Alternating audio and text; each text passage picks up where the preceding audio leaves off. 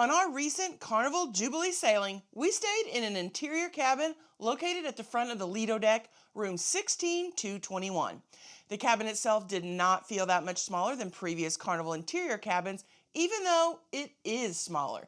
The Jubilee interior cabin is 158 square feet, while those on the Dream and Vista are 185 square feet. Now, I'm pretty sure I know where some of that space went, but I'll get to that in a minute. Ahoy travelers, it's Amy here to give you some insight into the new Carnival Jubilee's interior cabins. When you first walk in, the hallway's pretty narrow, but that isn't unusual.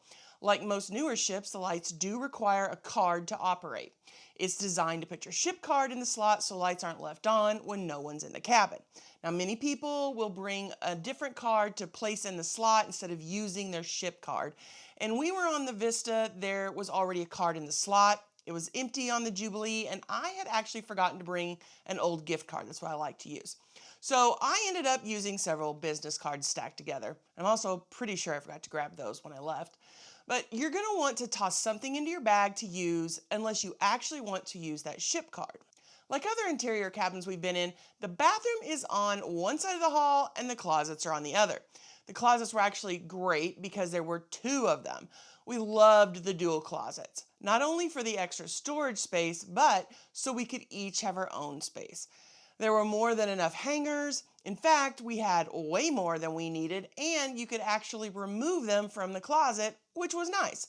We did find that the empty hangers clacked together during the night as the ship moved, so we ended up having to put all the extras between our clothes so that they were hanging where they didn't have room to swing into each other. While the cabin itself did not feel smaller than other Carnival interior cabins, the bathroom layout really did cut down on the space available to move around. Now, this is where I think some of that square footage was lost, because I don't think it was just the layout that made the bathroom feel smaller, although it is different, but that they actually cut down on how much square footage was used for the bathroom. Now, the shower itself was pretty standard in size for an interior cabin, but the open floor space between the shower and the toilet was just enough room to stand. And this was all the available space there was, which made it hard to use the bathroom to change in if you're wanting privacy. Now, this is just something to note in case you're rooming with a friend or someone that you did not want to get undressed in front of.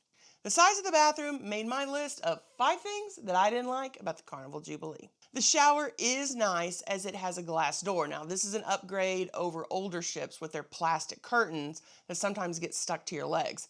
The shower head is adjustable in height, and it goes up plenty high enough. I'm 6 foot tall and had plenty of room to fit underneath with room to spare. Plus, there was a footrest for shaving your legs, although it is really low to the ground, so it isn't as useful as it would be if it was placed a little bit higher. Now, maybe Carnival should have had a woman come in and help with the placement. It was a nice thought, though. One thing that I found odd was that the bathroom light never fully turned off. The light has 2 functions, a dim and then a really bright mode if you flip the switch to the bathroom light on. It was on dim all the time, even when the light was off, supposedly off, the switch was off, which wasn't really very dim at all. It was a little bright waking up in the middle of the night to use the restroom with that light on, especially in that fully dark interior cabin. Towards the end of the week, Mom discovered that the light would shut off all the way if we took the card out of the holder by the door, but then we couldn't get it to replicate that and shut off later, so I'm not really sure what that was all about. There were 3 North American electrical outlets and multiple USBs above the desk with plenty of drawer storage. We had the beds set up as twins with the nightstands in the middle, although these were just shelves without drawers. It works, I guess. It's not quite the same as what you're used to having.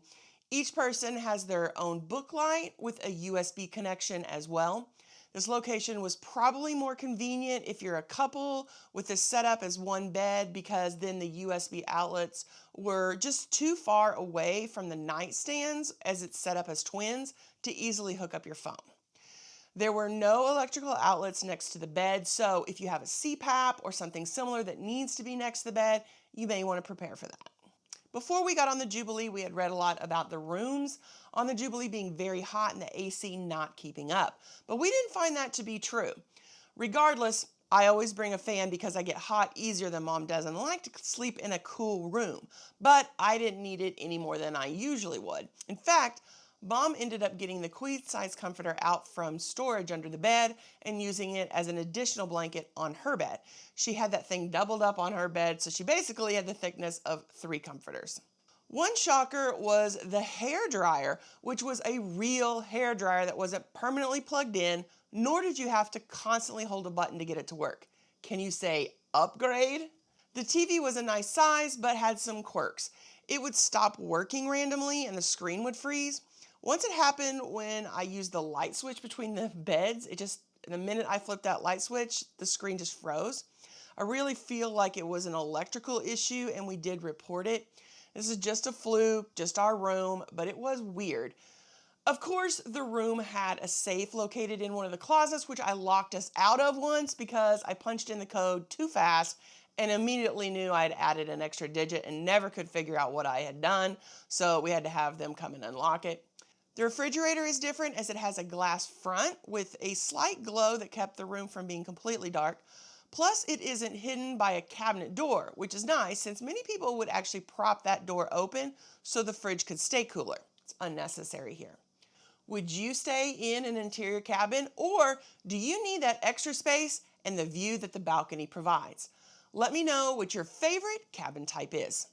Are you ready for more information on cruising? Why not stick around and check out this video and then come back for more information designed to help you have an amazing cruise. Have a blessed week, everyone.